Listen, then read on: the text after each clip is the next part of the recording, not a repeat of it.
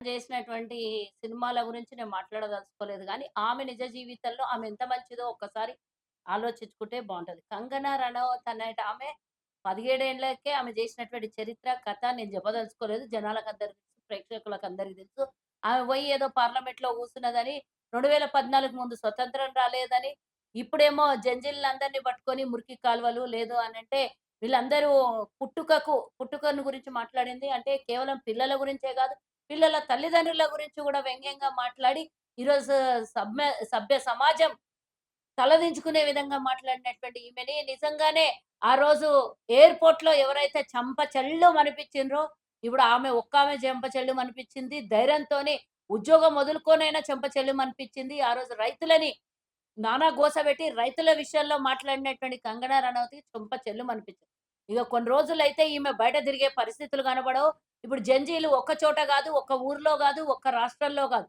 దేశం మొత్తం జంజీలు కనబడుతున్నారు. ఈరోజు విద్యార్థి, యువత వాళ్ళు ఏదో 1, 2 ఏదన్నా చిన్న చిన్న తప్పిదాలు జరిగితే జరిగుండొచ్చు కాక గానీ, ఆ తప్పిదాలను పట్టుకొని పూర్తి యావత్ యువతని, విద్యార్థులని ఈరోజు అవమానించే విధంగా వాళ్ళు గట్టర్లని, లేదా మురికి కాలువలో నుంచి పుట్టిండ్రనో, ఇంకా రకరకాలుగా వాళ్ళ పుట్టుక గురించి మాట్లాడినవి ఈమెకి వాళ్ళందరూ అవసరం లేదంటున్నా. నేను నిజంగానే నాలాంటి దానికి గనక ఎక్కడన్నా కనబడిందంటే చెంప చెల్లుమనడం గాదు, 4 సార్లు వాయించి మళ్ళీ నిజంగానే ఆ మురికి కాలువలో తల తల వంచి ఆమెను తీసుకొని పోయి మురికి కాలువలో కింద మీద ఏసి లేపితే బావుంటదేమో అనిపిస్తుంది.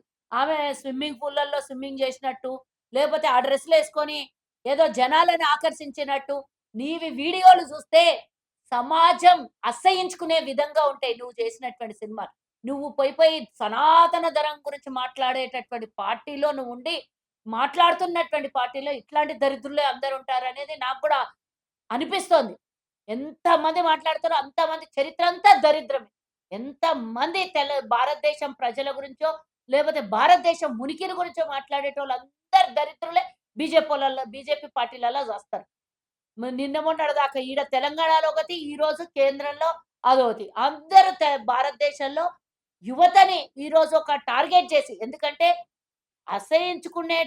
మీరు అసహించుకుంటున్నామని మాట్లాడేటటువంటి ఆ యువతకే ఈరోజు దేశం పట్టం గడుతుంటే, విద్యార్థులు ఆత్మహత్యలు చేసుకొని చచ్చిపోయి, నీట్ పేపర్ లీకేజ్ అయ్యి, కేంద్ర మంత్రి రాజీనామా చేసి, విదేశాంగ శాఖ మంత్రి ఎక్కడి నుంచి డబ్బు రాలేదు, మాకలాంటి ఎక్కడ గూడా ఆనవాళ్ళు లేవు అని చెప్పినాంక గూడా నోటికొచ్చినట్ల, ఇష్టం వచ్చినట్ల ఒకతేమో బిర్యానీల గురించి మాట్లాడుతది. ఒకతేమో పుట్టుక గురించి మాట్లాడుతది. ఒకతేమో ఇంకో రకంగా మాట్లాడుతది. ఈ రకరకాల విన్యాసాలు చేసేటటువంటి వీళ్ళకి నిజంగా ఆడదని గూడా చూడకుండా ఇది బయట ఏడ దొరికితే ఆడ తిను 4 దన్నుండే అని చెప్తున్నాను. అంటే మాట్లాడుతూ అక్కడ స్టూడెంట్స్ గాదు ఉన్నదంతా వాళ్ళ బట్టలేమన్నా అట్లా యేసుకుంటారా? బట్టల గురించి గూడా ప్రస్తావించాడు. అలాగే నేను ఇప్పుడు విద్యార్థులు మీరు మాట్లాడుతున్నోళ్ళు, అడుగుతున్నోళ్ళందరూ అబ్బాయిలు. కానీ నేనొక ఆడపిల్లగా అలాంటి దానికి జవాబు చెప్పొద్దు. కానీ ఆమె నటించినటువంటి సినిమాలు చూడ్డానికే కుటుంబంతో ఎవరైనా ఎళ్ళడానికి ఇష్టపడతారా? ఫస్ట్ అది జెప్పండి. ఎవరు ఏ బట్టలేసుకున్నారనేది లక్షల్లో ఒకళ్ళని చూపించడం గాదు. లక్షల మంది ఉద్యమం చేసిండ్రు. లక్షల మంది నిరసన తెలియజేసిండ్రు. అందులో ఎవ్వరు గూడా ఏ పార్టీకి సంబంధించినోళ్ళు గాదు. ఎవ్వరు గూడా రాజకీయం నీలాగా దొంగ రాజకీయం చేసేటోళ్ళు గాదు. అందరికీ భారతదేశం స్వతంత్రం ఎప్పుడొచ్చిందో తెలుసు. ఎన్నేళ్లయిందో తెలుసు. కానీ నీకు మాత్రం బీజేపీ మోదీ నామం జపించిందాకా బతకలేని నీ పరిస్థితి 2014 ముందు స్వతంత్రం. ఇట్లాంటోళ్ళి పండ్లు రాలగొట్టాలి. స్వతంత్రాన్ని గురించి వ్యంగ్యంగా మాట్లాడి, ప్రజాస్వామ్యం గురించి వ్యంగ్యంగా మాట్లాడి, స్వతంత్రమే రాలేదు మన భారతదేశానికి ఇప్పుడొచ్చిందన్నాం. ఒకప్పుడు ఇట్లాంటి మాటలు మాట్లాడితే శిక్షలు పడుతుండే, వాళ్ళకి జైలు శిక్ష అయితుండే, ఎఫ్ఐఆర్‌లు బుక్ అయితుండే. ఈరోజు బాజాప్తా దేశం మీద ఇష్టం వచ్చినట్ల మన దేశ స్వతంత్రం మాట్లాడుతున్నా, మాట్లాడడానికి మాట్లాడినంత డబ్బు అన్నట్ల కేంద్రం వాళ్ళు సమర్పించుకుంటుర్రు. ఈ దయ్యంది బట్టల గురించి మాట్లాడుతది. బట్టల గురించి మాట్లాడేటప్పుడు నీ శరీరాన్ని ఎంత మట్టుకు కప్పుకున్నావు, ఎంత మట్టుకు ప్రేక్షకులు నీ సినిమాల్ని చూడ్డానికి అసహించుకున్నారనేది నీ సినిమాలు నువ్వు చూసుకుంటే సాలు. ఎవ్వరు అవసరం లేదు. కానీ యువతను ఆకట్టుకునాలనో, లేకపోతే ఇట్లాంటి అసభ్యకరమైనటువంటి సినిమాలు చేయడం వల్ల నువ్వు బాగుపడ్డావేమో, నీకు డబ్బొచ్చిందేమో కానీ మేమీరోజు అడుగుతున్నాం. మరి సమాజాన్ని పాడు జేయడానికి గాకపోతే ఇట్లాంటి సినిమాలు నువ్వెందుకు తీసినవు? నువ్వెందుకు తీసినావో నాకు జెప్పాలి. ఎవరమ్మా బట్టలు చింపుకొని ఒంటిలాగా సగమేసుకొనొచ్చి బికినీ డ్రెస్సులేసుకొనొచ్చి ఆడ ఉద్యమం జేసి నిరసన తెలియజేసిండ్రా? సిగ్గుండాలే. ఆ పోలీసోళ్ళు ఎవరైతే ఆడపిల్లలకి ఆడపిల్లల మీద అసభ్యంగా ప్రవర్తించి ఎక్కడ పడితే అక్కడ టచ్ చేసి, ఎక్కడ పడితే అక్కడ అవయవాల మీద టచ్ చేయడమే కాకుండా బట్టలు చింపినటువంటి ఆ పోలీస్ రూపంలో ఉన్నటువంటి కొంతమంది గుండాలు, కొంతమంది నిజమైన పోలీసోళ్ళు కూడా మహిళల పక్షాన ఆ విధంగా అసభ్యంగా ప్రవర్తిస్తే నువ్వొక ఆడదానిలాగా వాళ్ళకు ఈ విధంగా ఆడపిల్లలకి ఈ విధంగా చెయ్యొద్దు అని ఒక స్టేట్మెంట్ అది అది వాళ్ళు దేనికోసం కొట్లాడిన సెకండరీ. వాళ్ళు ఏంటి అనేది సెకండరీ. ఆడపిల్లల గురించి ఆ విధంగా మిస్‌బిహేవ్ చేసినటువంటి వాళ్ళ మీద నువ్వొక్క స్టేట్మెంట్ ఇయ్యలేదు కాదు గదా! మళ్ళా వాళ్ళనే ఇబ్బంది పెట్టి, వాళ్ళనే అనరాని మాటలనని నువ్వు అదేమో అంటారు చూడు పతివ్రత వండి పెడితే రాత్రంతా సల్లగ్గాకుండా పొద్దుగాలొచ్చి ఎవడో తినిపోయినట్టు ఉన్నది ఇగ నీ కథ. నీకో దండం, నీ మాటలకో దండం. అసలు ఈమె పార్లమెంట్‌కి తీసుకొనొచ్చి ఆ ఓట్లేసినోళ్ళు ఎవరో పెద్ద మనుషులు. నాకైతే తెలవదు గానీ నువ్వు మరి ఇగ నువ్విట్లాంటి ప్రదర్శనలు చేసే ఓట్లు సంపాదించినవు. నేననొద్దు. ఒక ఆడదాన్ని నేనిననొద్దు. కానీ అట్లనే సంపాదించినవేమో నిజంగా నిజమైన ఓట్లను మాత్రం నీకెయ్యలేదే అనుకుంటున్నా నేను. ప్రజాస్వామ్యం ఉన్నటువంటోడు, సిగ్గున్నోడు నీకు ఓటేయలేదు అనుకుంటున్నా. సిగ్గు తప్పే ఓటేస్తే నువ్వు పోయి పార్లమెంట్‌లో కూసున్నావు అనుకుంటున్నా. ఎందుకంటే ప్రతిసారి అవమానిస్తున్నావు. ప్రతిసారి దేశం గురించి కించపరుస్తున్నావు. ప్రతిసారి మహిళల గురించి మాట్లాడుతున్నావు. ప్రతిసారి నువ్వు సినిమాలో తెర మీద అడ్డమైనటువంటి వేషాలేసి అంగాలన్నీ చూపించుకుంటా ప్రదర్శనలు చేసినటువంటి నువ్వొచ్చి బయటకొచ్చి మాట్లాడితే నాకు అది చూస్తున్నటువంటి జనాలు ఫ్యామిలీతోని పోయి కూర్చొని చిన్న పిల్లలతో సినిమాలు చూడాలంటే సిగ్గుపోతుండే నీ సినిమాలు చూడ్డానికి. అసలు దాన్ని వచ్చి షాజోగిలాగా ఈరోజు ముచ్చట్లు చెప్తే ఈనేటట్లున్నారు ఎవడన్నా. అంటే ఫస్ట్ తనే నువ్వు నిజంగా న నట్ నట సావిత్రివో, లేపోతే నిజమైన సావిత్రి లాగానో ప్రవర్తించుంటే నీకొక రికార్డు, అవార్డు ఏమన్నా ఇస్తుండే. నువ్వే ఒంటి మీద బట్టలు లేకుండా చిన్న చిన్న పోగులేసుకొని తిరిగేదాన్ని నువ్వు మాట్లాడతావమ్మా? అంటే అక్కడ విద్యార్థులు ఎవరైతే ఉన్నారో వాళ్ళందరూ కూడా 20-30 ఏజ్ లోపల ఉన్నారు. అలాంటి వాళ్ళు ఇలా ధర్నా చేస్తుంటే స్కిల్స్ ఏమైనా నేర్చుకుంటే బాగుపడతారు. నేను 28 ఏళ్లలో 21 2 బ్యాచిలర్ సంవత్సరాలకే బ్యాచిలర్ 22, అవార్డ్స్ 23 కొట్టేసాను. సంవత్సరాలకు దేశం మీద కలెక్టర్‌లయితున్నారు. ఐఏఎస్ ఆఫీసర్‌లయితున్నారు. ఐపీఎస్ ఆఫీసర్‌లయితున్నారు. మరి వాళ్ళందరిని గూడా స్కిల్స్ నేర్చుకోమనండి. 60 ఏళ్లకు ఉద్యోగం చేయమనంటే మరి మోదీ హయాంలో 60 ఏళ్లకు ఉద్యోగాలిచ్చి 100 సంవత్సరాలకేమన్నా రిటైర్మెంట్ 100 సంవత్సరాలకు చేస్తే బాగుండేమో నాకైతే తెలవదు. మరి ఈరోజు జంజీలందరూ గూడా మా రాష్ట్ర ముఖ్యమంత్రితో సహా అందరూ గూడా యువత రావాలి రాజకీయాల్లోకి. యువత దేశాన్ని కాపాడాలి అని అందరూ చెప్తుంటే ఇదేమో దొంగ మొఖంది వాళ్ళనేదో స్కిల్స్ నేర్చుకోమంటుంది. స్కిల్స్ నేర్చుకొని వచ్చిండ్రమ్మా వాళ్ళందరికీ తెలుసు స్కిల్స్ నేర్చుకోవడం. చదువుతో పాటు స్కిల్స్ నేర్చుకునిండొచ్చు. నువ్వు సినిమా నటనతో పాటు నటించడం ఎట్లా నేర్చుకున్నావో జనరల్‌గా పబ్లిక్‌లోకొచ్చినప్పుడు ఎట్లా నటన చేస్తున్నావో, వాళ్ళు చదువుతో పాటు నిజంగానే స్కిల్స్ నేర్చుకున్నారు. నీలాగా నటన మాత్రం నేర్చుకోలేకుండిండొచ్చు. అంటే ఎవరికి పుట్టిర్రు, ఎట్లా పుట్టిర్రు అని చెప్పేసి కూడా మరి ఆమె ఎవరికి పుట్టిందంట? నేనడిగితే బావుంటదంటనా? ఆమె ఎవరికి పుట్టిందో, ఎందుకు పుట్టిందో, ఎట్లా పుట్టిందో, ఒళ్ళు చూపించుకోవడానికి పుట్టిందా? లేపోతే మోదీ కోసం పుట్టిందా?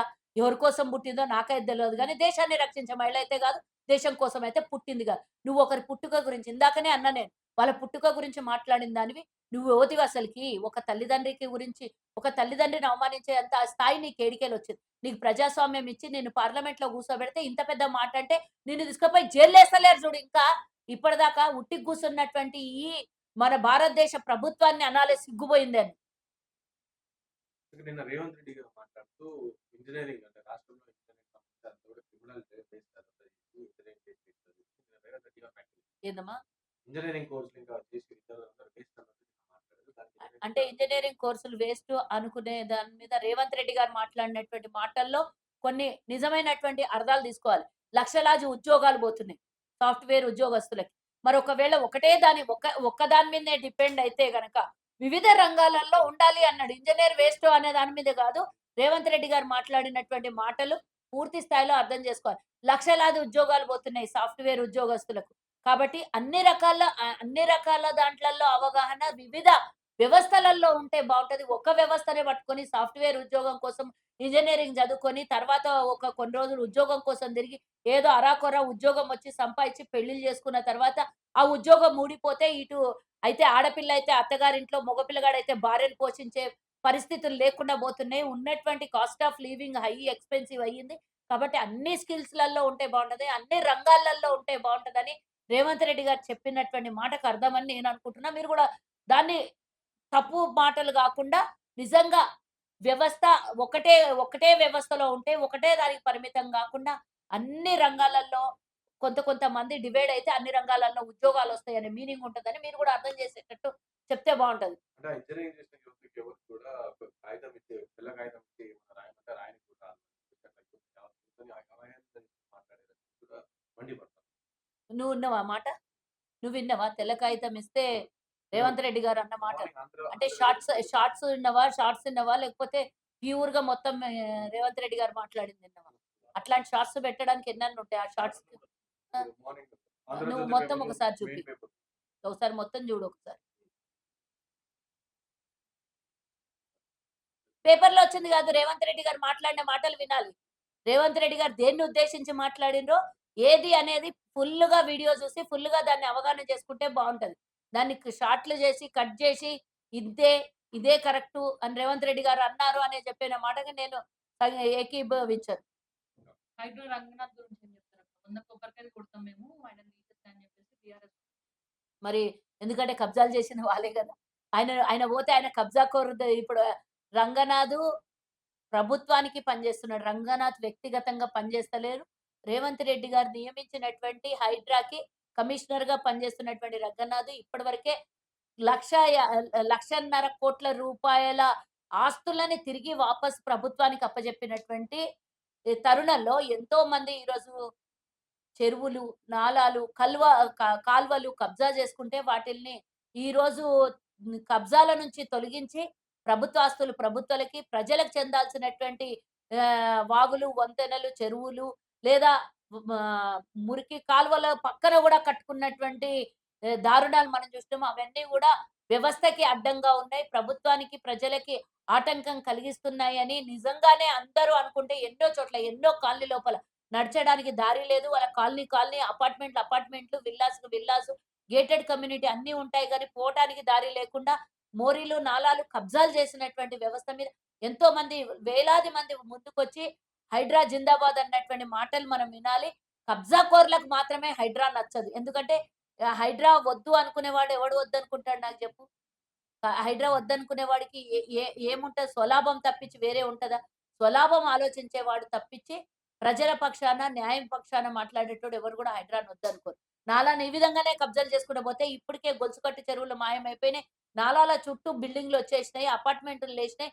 రకరకాలుగా ఈరోజు వర్షం చుక్క, నీటి చుక్క వస్తేనే వరదలై పొంగి గంటల తరబడి మన ప్రయాణాలకు ఇబ్బందయితున్నాయి. వెహికల్స్ అన్నీ జామ్ అయిపోతున్నాయి. రోడ్లన్నీ నీటి మట్టం అయిపోతున్నాయి. మరి ఇట్లానే ఉంటే గనక రేపు రాబోయే తరానికి ఇంకో 10 ఏళ్లయిన తర్వాత హైదరాబాద్‌లో ఇండ్ల మధ్యలో నీళ్లుంటాయేమో, ఇండ్ల మధ్యలో వెహికల్స్ ఆగిపోతాయేమో కానీ రవాణా సౌకర్యాలు గాని, రవాణా గాని లేదా రోడ్డు గాని కనపడకుండా నీళ్లు, దుమ్ము, చెత్త, పొల్యూషన్‌తో నిండిపోయేటటువంటి నగరాన్ని చూద్దామా? ఇప్పటికే 300 డివిజన్స్ హైదరాబాద్ నగరం మహానగరంగా పెరిగి పెద్దదైపోయింది.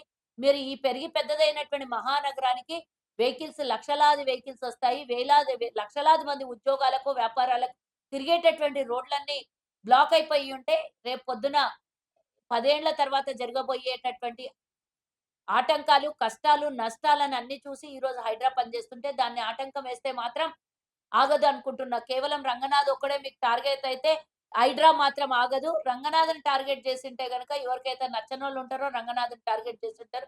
హైడ్రా మాత్రం ఆగదు. ఎంతోమంది పెద్ద పెద్ద నా పెద్ద పెద్ద అంటే ఉద్యోగాలలో చేసి నిపుణులైనటువంటి వాళ్ళున్నారు. రంగనాథ్ కాకపోతే ఇంకో నాథొస్తాడు తప్పించి హైడ్రా పని మాత్రం ఆగదు అని నేను అనుకుంటున్నా.